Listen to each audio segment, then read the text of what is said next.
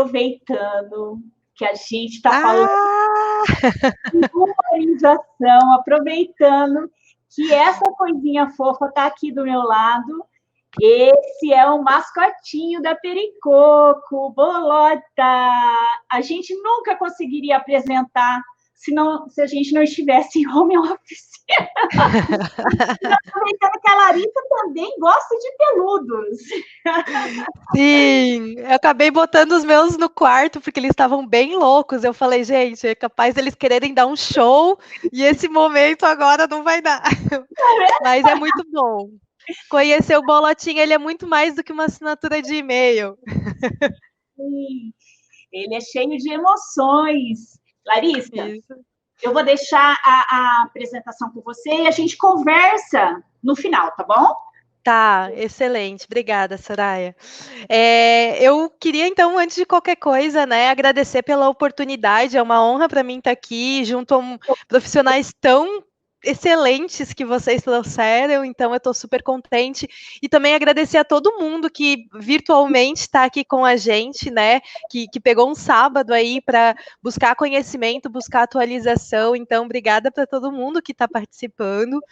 E eu acho que o contexto não tinha como ser muito diferente, né? A gente está vivendo uma pandemia, então eu vou falar sobre atendimento ao cliente, mas eu escolhi trazer esse contexto da pandemia porque a gente sabe que muitas pessoas e muitas empresas estão com dúvidas, né, sobre como agir, como se preparar.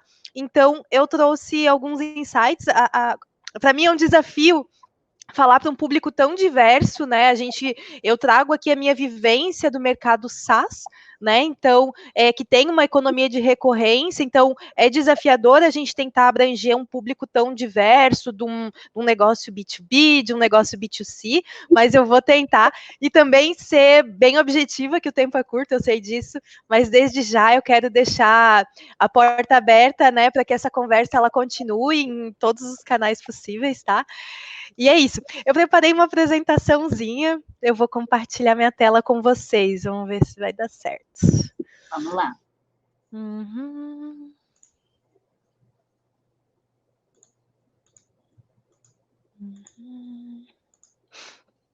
Aí. Entrou. Certo? Então, vim trazer para vocês um pouco da minha vivência como Customer Success, né? Então, que tipos de erros, né, são cometidos pelas empresas geralmente, que especialmente nesse contexto de crise pode ser ainda mais delicado, né?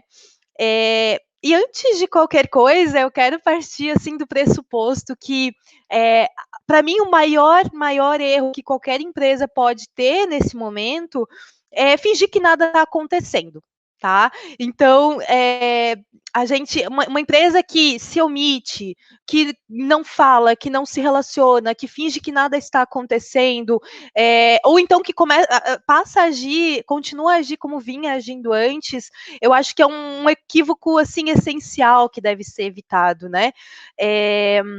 As empresas elas vão ser lembradas daqui a algum tempo pelo público, pelos clientes, pela forma como se posicionaram neste momento. Então é muito importante que as empresas, as organizações, elas se posicionem, elas mudem, né? E assim como as relações pessoais estão mudando, as relações sociais, as relações nas organizações também estão, né? E a relação entre organização e indivíduo também. Então, assim, a gente precisa abraçar a realidade de que os meios e as prioridades de consumo estão mudando, que talvez o produto e o serviço da tua empresa também tenham que mudar, ou pelo menos a forma como eles vão chegar no público está mudando. O modelo de negócio talvez mude, o posicionamento vai ter que mudar também, né? Então, eu trouxe aqui a imagem do Darwin, né?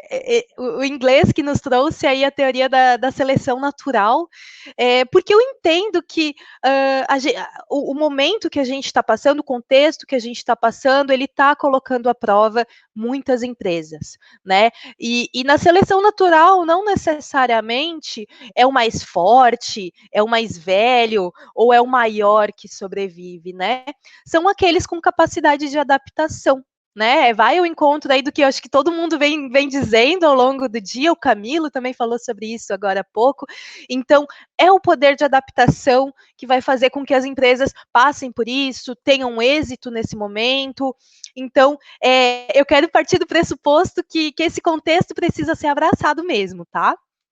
E aí, então, eu vou para os 3 erros aí que eu selecionei para destacar para vocês, em relação ao atendimento do cliente nesse momento, tá? O primeiro deles é não revisar as políticas e os processos internos. Vocês vão perceber que, dos 3 erros que eu selecionei, 2 deles são erros, assim, cometidos que eu vejo, assim, da porta para dentro da empresa, né. Então, por que eu comento de trazer, da importância de se revisar as políticas e os processos?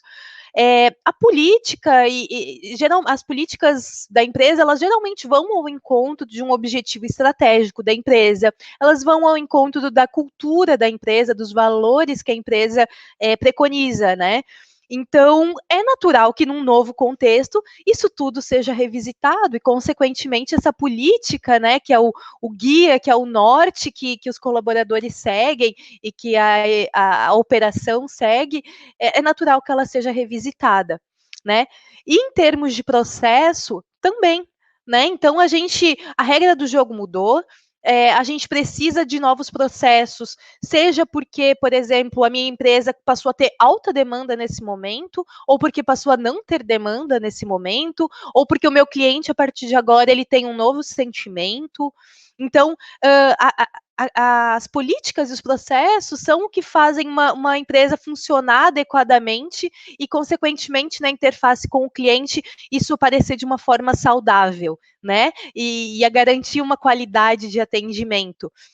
Então, diante de um novo contexto, a empresa que não vai revisitar suas políticas, não vai revisitar os seus processos, ela vai atuar sempre como ela sempre atuou, ela possivelmente vai estar falhando no atendimento ao cliente, né? Então, por isso eu trouxe aqui o termo de flexibilização controlada.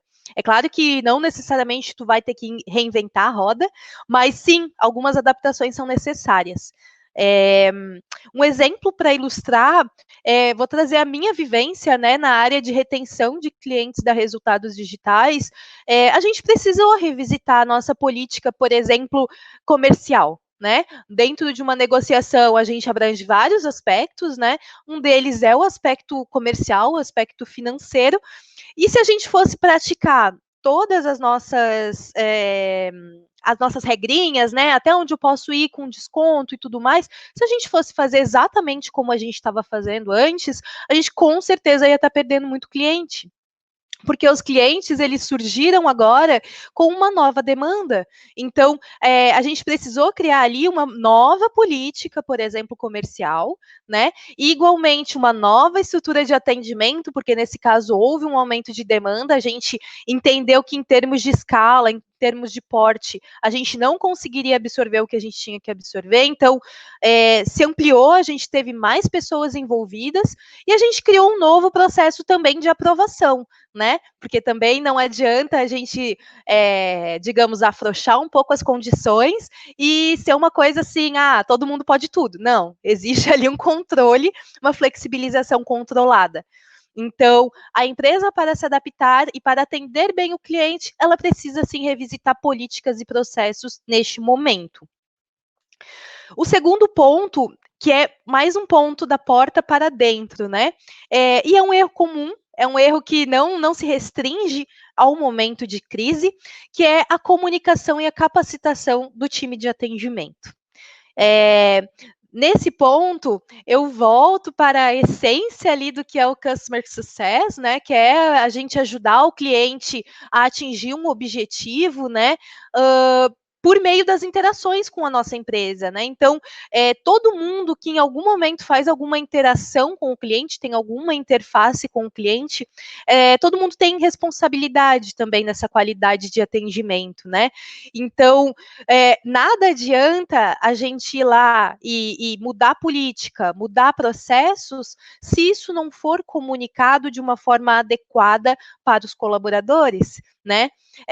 Todo mundo está ali refletindo refletindo a cultura da empresa, refletindo os valores da empresa. Então, a gente precisa estar falando a mesma língua, né? Seja em qualquer qual for o canal de atendimento, independente da área onde se esteja, né? Então, por exemplo, eu posso ser da área de vendas, eu posso ser do financeiro, eu posso ser da área de CS, né? Como a gente chama.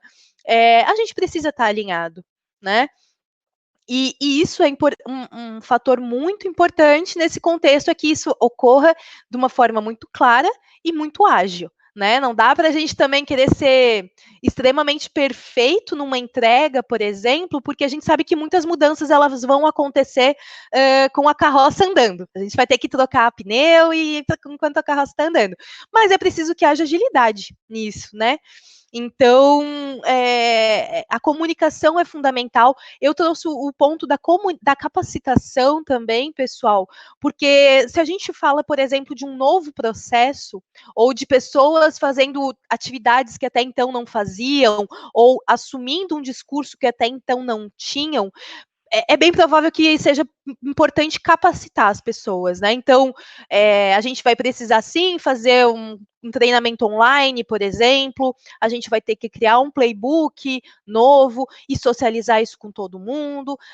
Essas novas informações vão ter que estar nos canais de comunicação da empresa, então tem o chat, né? A gente usa o Slack, por exemplo, vai ter o e-mail marketing, tudo isso precisa estar muito alinhado. E tem também um ponto muito importante que não deve ser esquecido numa situação normal de temperatura e pressão, mas especialmente na situação de crise, que são os rituais de gestão, né? Os rituais de gestão, eles têm extrema importância no alinhamento cultural, no alinhamento de discurso, e que tudo isso reflete na ponta do atendimento. Então, quando eu digo rituais de gestão, eu estou falando numa reunião entre líder e liderado, eu estou falando de uma reunião de equipe, eu estou falando de uma reunião diária, por exemplo, né? Então, ilustrando um pouquinho isso tudo que eu estou querendo dizer. Na Resultados Digitais, o que a gente fez em termos de comunicação e capacitação? A gente mudou processos, a gente mudou política, então a gente tem uma área, né, na verdade é um time dentro da área de CS, que se chama Customer Success Enablement. O que isso quer dizer? É um nome bonito, na verdade, para um time que ele é dedicado a tirar o melhor da gente. Né? Então, ele é voltado a viabilizar, a promover a nossa eficiência operacional, a nossa qualidade. Então, eles criaram muito rapidamente, né, tendo a direção da empresa, a mensagem da empresa, eles criaram um documento, um guia online, que é um documento vivo, no qual eles colocaram qual que é a política da empresa, qual que é o direcionamento da empresa, colocaram guia, dicas estratégicas, boas práticas, links úteis, tudo aquilo que é novo e que precisa estar no conhecimento das equipes para poder fazer um bom atendimento, um atendimento alinhado. Além desse documento também, que ele é vivo, a gente entende que, como eu comentei, as mudanças vão acontecendo, os ajustes vão acontecendo ali no dia a dia, né? Então, eles também estabeleceram uma agenda diária, que é optativa, né? Ninguém é obrigado a ir todo dia para essa reunião online, mas é um espaço aberto, fluido, de diálogo. Então, assim, todo dia, se eu tiver alguma dúvida sobre um processo, se eu tiver alguma dúvida em relação a alguma situação que eu estou passando com algum cliente, eu tenho esse espaço para chegar lá, socializar e compartilhar com as pessoas essa minha dor e, consequentemente, ver com elas que caminhos eu poderia seguir, qual que é o direcionamento da empresa, o que os meus colegas estão fazendo. Então, é preciso criar esses novos espaços, né, de comunicação, de alinhamento e de capacitação. Por último, e de forma alguma menos importante, agora eu vou falar de um erro que é o erro cometido da porta para fora da empresa, né, que é o não escutar o cliente. É um erro também cometido em tempos normais de temperatura e pressão, mas que pode ser extremamente prejudicial em tempos de crise. por que eu comento do não escutar, né? A gente, muitas vezes, por tempo de mercado ou o que for, a gente veste uma carapuça da autoridade, né? Então, eu sei o que o meu cliente quer e é isso aí. Então, assim, antes da gente oferecer um produto A, um produto B, um serviço ou o que for, ao praticar uma escutativa com o cliente, a gente vai saber de fato como que a nossa empresa vai ser benéfica para ele, como que ela vai ser importante neste momento, aqui e agora para o cliente, né? Por natureza, a jornada do cliente ela não é linear com a empresa, né? Ele tem expectativas e necessidades quando ele entra como cliente, e isso vai mudando ao longo da trajetória dele, né? Então, a gente precisa partir do pressuposto que a gente agora não sabe muito bem o que está acontecendo com o nosso cliente, né? O que de fato ele espera de nós. Então, praticar essa escuta ativa vai nos ajudar a ser mais assertivo e mais pessoal no nosso atendimento, né? Se a gente já não gosta de atendimento robotizado, muito menos agora, que é um momento tão delicado. Então, tendo essa escuta ativa, a gente vai entender como que a nossa empresa vai de fato ser relevante para o nosso cliente nesse momento, né? É claro que a gente pode sim recorrer a técnicas, né, nesse momento de diálogo, né? Então, fazer perguntas abertas, se eu quero aprofundar algum ponto, fazer perguntas fechadas, se eu quero validar alguma percepção. Mas nada adianta a gente recorrer a técnicas se a gente não fizer isso de forma empática, né? A gente está falando de uma relação humana para além da relação ali comercial que se estabelece, né? Então, a relação humana ela precisa de empatia. A gente está ali tentando estabelecer uma relação de confiança, na verdade, com o nosso cliente, né? Então, a gente precisa ali conciliar as nossas técnicas de atendimento com a nossa soft skill de ter uma comunicação fluida, de ter empatia ao tratar do cliente, né? Então, na RD a gente tenta fazer isso muito, exercitar muito isso, né? Um dos pontos importantes no atendimento ao cliente que a gente faz é estar preparado, né? Ter uma preparação prévia antes de ter um diálogo com o cliente. Então, por exemplo, a gente investiga como que foi a trajetória desse cliente conosco até o momento, né? Que tipos de contato ele teve, que tipo de demandas ele apresentou, ele se mostrou satisfeito ou não, o que ele já fez com a nossa ferramenta. Então, como que ele se posiciona nos canais digitais dele, como que ele, em que mercado ele está inserido, como que esse mercado está sendo impactado, né, pela pandemia. Então, tem essa preparação prévia, aí a gente inicia um diálogo muito mais contextualizado, né, isso nos permite aplicar uma técnica de uma forma mais suave. Então, a gente não vai cumprir um roteiro de perguntas, né? A gente vai ter uma conversa com o nosso cliente. E fazendo isso de forma empática, né? E com isso a gente estabelece uma relação de confiança, né? Que é o que faz com que o cliente tenha uma experiência bacana em direção ao alcance ali do objetivo dele, do sucesso dele. Tem uma outra dica que eu queria trazer aqui em relação ao atendimento, que a gente está fazendo muito, assim, a gente exercita, o meu time especificamente, mas a área inteira exercita, tá? 2 vezes por semana, pelo menos, a gente faz uma atividade que se chama roleplay. Nada mais é do que uma simulação. Então, a gente sabe que a gente vai ter conversas difíceis, a gente sabe que a gente vai ter que contornar objeções diferentes, né? Então, a gente faz uma simulação entre nós mesmos, né? O roleplay, ele é uma atividade de desenvolvimento. Então, a gente exercita com um colega uma situação real, né? Então, uma situação de um cliente que a gente já passou ou que vai passar, e a gente exercita ali o que pode acontecer ali na vida real. Então, é muito mais tranquilo você estar num ambiente seguro para exercitar ali uma situação delicada, alinhar um discurso, porque quando você for ali para a vida real, você vai se sentir muito mais preparado. Então, e é aí nessa atividade que a gente exercita a escutativa, exercita técnicas ali de conversa e tudo mais. Então, essas são as minhas sugestões, as minhas dicas, assim, de erros que podem ser cometidos e como que a gente pode contornar. Espero que seja aplicável, né, para a realidade de vocês. Lari, eu tenho vou começar com uma primeira questão que eu acho a gente passa no nosso dia a dia, né? E vocês passam muito, e a gente quer entender um pouco como que vocês estão lidando com isso, como que está sendo essa experiência para vocês. Porque assim, olha, a cultura organizacional, a questão da política e dos processos sempre foi um entrave em todo esse processo de transformação digital que a gente tem acompanhado, né? E agora, com a questão da necessidade, né? Porque não tem mais escolha, existe uma realidade que te empurra para fazer, para ser diferente, as pessoas, inevitavelmente, têm que reagir de uma forma diferente, têm que se adaptar de uma forma diferente.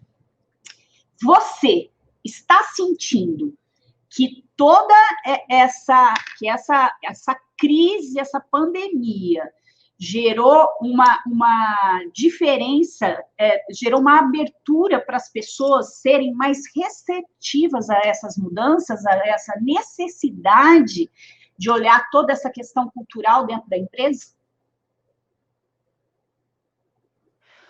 Eu acredito que sim. Até como eu estava conversando ali antes com você e o Camilo, né, Soraya? Eu acho que é a oportunidade. Então, a empresa que de fato ninguém vai decidir nada sozinho, né? Sim, a gente tem executivos, né? Aquela pessoa que vai dar uma chancela numa mudança estrutural, ou para validar um discurso, por exemplo, mas eu acho que nunca antes foi tão importante a gente ouvir o nosso público interno e o nosso público externo. Então, uma empresa que precisa redefinir um processo, essa redefinição, esse redesenho de processo, por exemplo, ele só vai atender a uma realidade se as pessoas envolvidas nessa realidade forem incentivadas a participar desse redesenho. Porque aquela é meio chavão, né?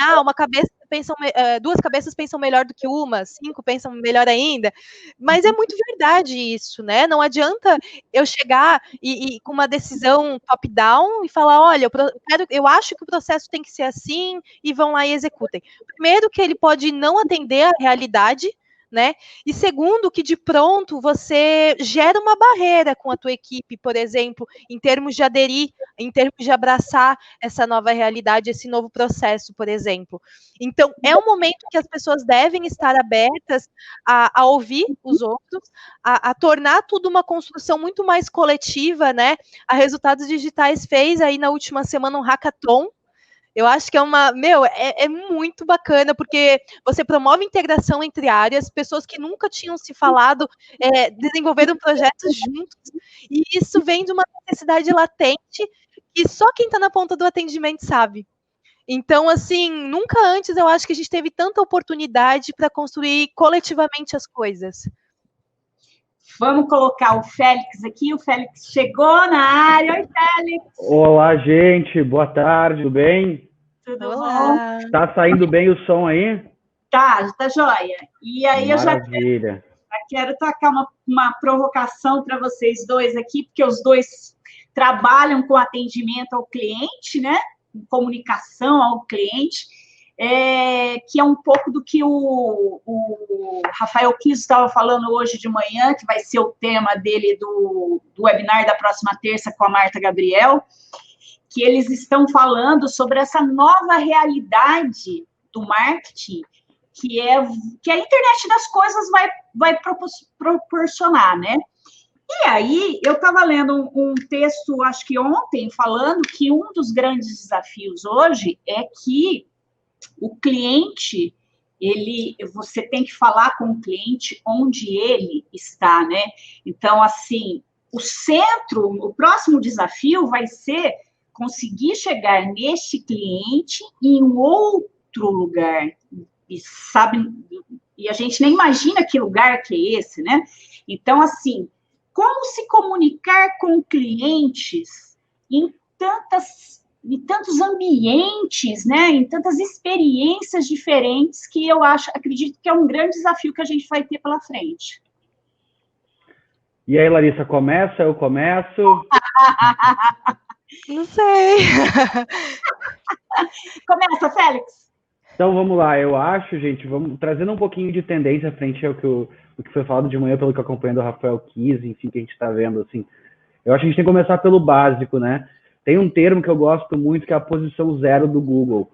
Hoje, há pouco tempo eu estava usando aqui a minha assistente virtual, que eu não vou falar a marca, mas assim, por exemplo, a Alexa, o Google Home, por exemplo, eles trabalham com o conceito de operação de busca zero, de posição zero na busca, que é quando você consegue tá com uma definição que o Google tem sobre aquele assunto. Então, quando você escreve, por exemplo, marketing de conteúdo, tem uma grande empresa de conteúdo no Brasil que já conseguiu buscar essa posição. Então, eu acho que são essas pequenas coisas que a gente vai ter que buscar para achar esses novos canais que o Kiso comentou. Então, é realmente começar pelo básico. Isso não é nada mais, nada menos do que um inbound melhor processado, né? Então, assim, desenvolver um aplicativo para uma geladeira, usando novamente o que o Rafael falou, cara, vai ser talvez para grandes marcas, mas para quem é pequeno, para poder botar na prática, eu acho que começar no básico, né? É acertar o canal de comunicação. Inclusive, a Soraya já me pegou um pouco aqui desprevenido, porque é um dos temas do meu conteúdo, é achar esse canal de comunicação certo, mas é ver onde o seu cliente está e esgotar aquele canal. Vão surgir, sem dúvida, você conseguir indexar bem, por exemplo, no assistente virtual, no assistente de voz é fundamental, mas não é para todas as empresas, né? Então, usar o que está disponível e começar no simples, eu acho que é o primeiro passo. Lari, Olha, o seu cliente do RD.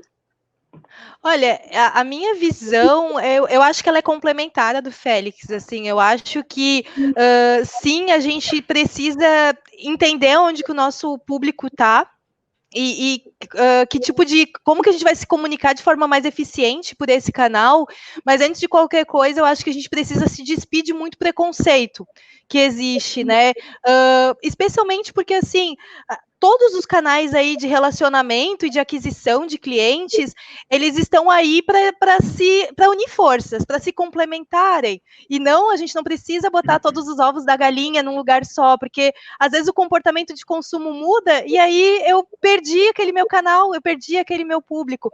Então, entender o canal correto e que tipo de comunicação se adequa a esse canal, acho que faz sentido. Então, a gente pode explorar diferentes canais, adequando comunicação. Então, o cliente, ele precisa ter a mesma experiência em termos de atendimento em todos eles, e aí entra cultura, treinamento, tudo que a gente estava comentando antes, mas eu acho que se despide de preconceito, fazer os testes de canais, analisar e adaptar essa comunicação de acordo com esse canal também é extremamente importante.